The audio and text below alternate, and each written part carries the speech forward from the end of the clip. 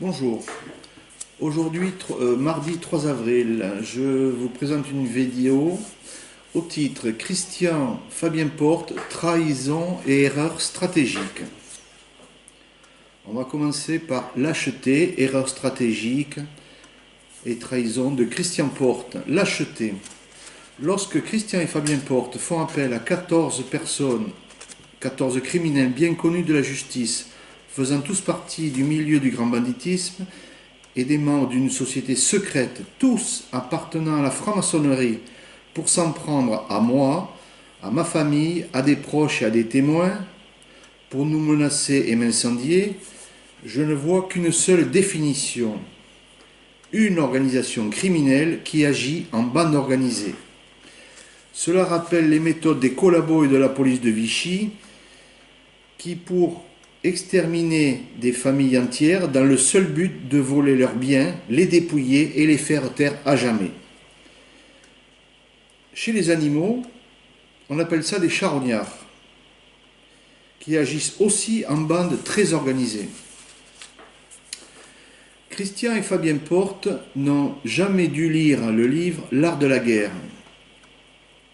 car ils viennent de faire des erreurs stratégiques, tactiques importantes. Première erreur. Le 3 mars 2015, Christian Porte se met en avant et fait 6 référés contre moi pour avoir écrit dans un livre qu'il était l'idole civique du banditisme biterrois. Il entraîne et demande l'aide à 10 francs-maçons du milieu judiciaire. Il perdra. Péché d'orgueil. Je rappelle qu'avant ça, je n'avais rien contre Christian Porte, à part, je savais qu'il s'était associé avec les Deville.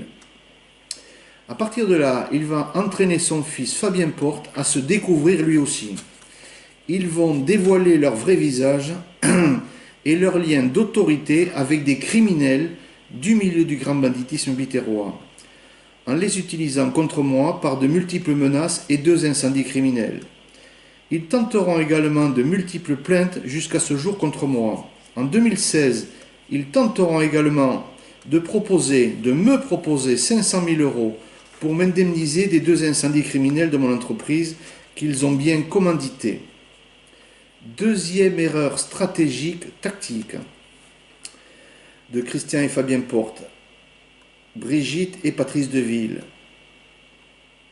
D'avoir fait pression depuis juin 2017 sur des témoins afin de fausser le contenu des auditions devant la juge d'instruction, Madame Seban, et tenter de discréditer le témoignage de certains autres témoins. Troisième erreur stratégique. En février 2018, Christian et Fabien Porte déposent une plainte infondée et imaginaire auprès du procureur de Béziers, Yvon Calvé, contre moi. J'ai été auditionné, là, le 28 mars, au commissariat de Béziers, devant un officier de police judiciaire, qui a bien compris que je n'avais rien à voir avec cette plainte, de toute évidence diffamatoire contre moi. Je décide de rendre coup pour coup. Et le jour même, j'ai déposé une plainte contre Christian et Fabien Porte pour dénonciation calomnieuse. C'est pas tout. Mon avocat, le même jour, mercredi 28 mars, a déposé plainte auprès du bâtonnier contre l'avocat des Portes pour des faits très graves qui mènera très certainement à la suspension immédiate de cet avocat. Va suivre une plainte au pénal contre ce même avocat qui l'amènera de toute évidence à la radiation du barreau pour faute lourde. Christian et Fabien Porte entraînent leur avocat, dans de grosses emmerdes. Voilà. Quatrième erreur stratégique. Début mars, Christian et Fabien Porte déposent une plainte contre moi pour diffamation concernant la vidéo au titre Christian et Fabien Porte, organisation criminelle, parue en février 2018, qui raconte le déroulement de l'enquête de la juge d'instruction Emmanuelle Seban. De toute évidence, Christian et Fabien Porte craquent et perdent leur sang-froid. Ils viennent de faire une erreur tactique importante qui va se retourner contre eux. Pour me défendre, je vais devoir bien évidemment présenter des éléments de preuve et faire citer à la barre lors du procès toutes les personnes que Christian et Fabien Porte ont utilisées contre moi. Christian et Fabien Porte viennent de trahir la confiance de leurs frères maçons, leurs hommes de main et magistrats, qui jusqu'à ce jour les protégeaient, les ont aidés. En les utilisant, ils les lâchent et les mettent en pâture en les obligeant à être cités à comparaître devant un tribunal face aux médias, et Christian et Fabien Porte sacrifient et donnent leurs amis qui ne sont pour eux que des pions. Je ne sais pas si toutes ces personnes vont apprécier. Je suis persuadé même que certains vont commencer à les lâcher. Je vous donne la liste des personnes qui vont être citées à comparaître le jour du procès qui aura lieu prochainement. Les 11 personnes du milieu judiciaire, francs-maçons, utilisées pour les référés. 7 des 14 personnes du milieu du grand banditisme biterrois. Tous avec un casier judiciaire bien chargé, tous très proches de la famille Porte, tous sous l'autorité permanente de ces derniers et tous ayant agi contre moi par des menaces. Également, 4 magistrats et 2 policiers qui ont truqué l'enquête en 2014. Également, Sylvie Jansou, doyenne des juges. Je ferai citer Brigitte et Patrice Deville pour les menaces et les complicités. Anne-Sophie, Benjamin et François-Henri Deville, les enfants. L'épouse de Christian Porte, l'épouse de Fabien Porte. Jacques Amiel, chargé par les Deville de menaces sur ma fille et moi. Je ferai citer également Nadia Marquet, belle-sœur de Christian Porte. 4 anciens magistrats qui m'avaient révélé l'implication des Deville dans un grand nombre d'affaires de corruption. 5 employés des Deville qui sont à leur château et en Camargue jamais déclarés, avec leurs attestations. Je ferai citer le gendarme Edo en tant que témoin. Je ferai citer le Jérôme Toulza, policier, Sylvain et gendarme, qui m'ont prêté à plusieurs reprises un gilet pare-balles. Je ferai citer également Michel M, président du tribunal de commerce, qui avec Fabien Porte ont été voir en mars 2015 des personnes du milieu pour me passer à tabac. Je ferai citer un témoin proche des Portes et du milieu, lui aussi, qui me préviendra à temps. Je ferai citer également Francis Pozzo, secrétaire général du MEDEF de Béziers, qui le 1er août 2016, lors de la réunion, avait dit à Fabien Porte: « Quelle garantie a-t-on que Vandenteren se taira lorsque nous lui aurons versé l'argent pour les incendies ?» Donc ce monsieur est complice d'une proposition de somme d'argent. Yves Golsimer comme témoin, Élie Abou, l'ancien député, comme témoin, Frédéric Ferrier, à qui Christian Porte lui avait demandé de me passer à tabac. Ce monsieur refusera, tant mieux. Il n'y a pas que des crapules à Béziers. Un policier de la brigade financière de la SRPJ de Montpellier. Je ferai citer également le comptable de la famille Porte. Un policier de l'Office central de lutte contre la corruption et les affaires fiscales et financières. Je ferai citer également Mireille César, connue sur Béziers, vénérable dans une loge de francs-maçons féminine. Et bien évidemment, Emmanuel Seban, juge d'instruction dans cette affaire. Au total, 54 personnes. J'amènerai lors de ce procès à venir les éléments de preuve concernant le versement de plusieurs centaines de milliers d'euros aux coupes de ville par Christian Porte, le lien de Christian et Fabien Porte avec des individus du milieu du grand banditisme, la preuve de l'investissement de 2 millions d'euros en Camargue par Christian Porte et le couple de ville, l'utilisation par les Deville et les Portes de 54 personnes du milieu judiciaire contre moi, dont 42 sont francs-maçons. Cela leur sera demandé individuellement lors du procès, leur appartenance. L'utilisation par les Portes de 14 personnes du milieu du grand banditisme pour me menacer à plusieurs reprises.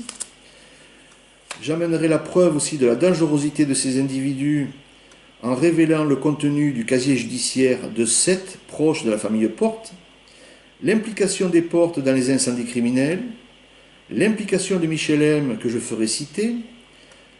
Je démontrerai que Brigitte et Patrice Deville ont bien demandé en octobre 2013 à Jacques Amiel de me menacer de mort ma fille et moi, et ça à 2 reprises. Je présenterai également un témoin et une attestation sur l'honneur qui a été faite pour le confirmer. Je prouverai par des témoignages que Christian et Fabien Porte ont fait pression sur des témoins également. Ce procès permettra de prouver que Brigitte et Patrice Deville, Christian et Fabien Porte sont bien les seules personnes à avoir des intérêts communs et des mobiles dans la préparation et l'organisation des multiples menaces à mon encontre et qu'ils sont bien les commanditaires des 2 incendies criminels de mon entreprise en 2014. 5e erreur de Christian et Fabien Porte. La tentative d'intrusion dans mon domicile le 7 mars 2018, à 2 heures du matin. Les gendarmes sont arrivés sur les lieux 20 minutes plus tard et n'ont pas pu intercepter les individus. J'ai dès le lendemain déposé plainte à la gendarmerie contre Christian et Fabien Porte. Voilà, puisque les menaces durent depuis 2014. Christian et Fabien Porte viennent de trahir leur avocat, qui aujourd'hui va être poursuivi. Christian et Fabien Porte viennent également de trahir leurs amis francs-maçons du milieu judiciaire, qu'ils vont obliger à être cités, à comparaître. Christian et Fabien Porte viennent de trahir leurs hommes de main du milieu, qui vont être cités à comparaître et verront leur casier judiciaire dévoilé. Christian et Fabien Porte viennent de trahir Brigitte et Patrice Deville, qui les ont pourtant protégés depuis 30 ans de toute poursuite judiciaire. Ils ne vont pas apprécier certainement, Brigitte et Patrice Deville, que je fasse citer leurs enfants. Christian et Fabien Porte viennent de trahir également les 4 magistrats et 2 policiers qui les ont couverts en 2014 pour les 2 incendies criminels, car eux aussi vont être cités. Je pense une grande partie de toutes ces personnes vont leur en vouloir et vont les lâcher, ça ne fait aucun doute.